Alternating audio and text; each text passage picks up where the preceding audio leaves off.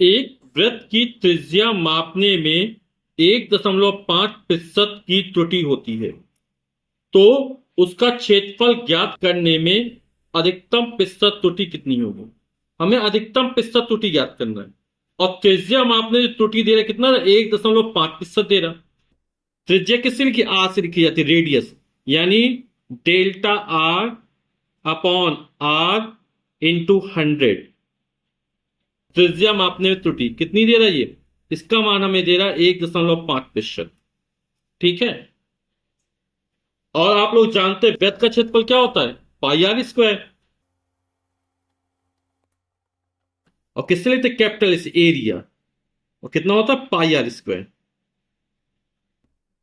ठीक। यहां पाई क्या है, नियतांक है ना। इसका मान कैसा होता है, नियत होता है, 22/7 या 3.14। अब हमें क्षेत्रफल, उसका क्षेत्रफल यानी वृत्त का क्षेत्रफल ज्ञात करने में अधिकतम प्रतिशत त्रुटि कितनी हो, ये ज्ञात करना है हमको। तो वृत्त का क्षेत्रफल ज्ञात करने में अधिकतम प्रतिशत त्रुटि, वृत्त का क्षेत्रफल किससे लिखा जाता है, ए से लिखा जाता है, यानी delta A upon A into 100। इसका मान ज्ञात करना, कैसा है, अधिकतम, यानी ये मैक्सिमम। ठीक, तो कितना हो जाएगा ये, पाई नियत राशि है ना, तो जो घात की संख्या होती है वो आगे आ जाती।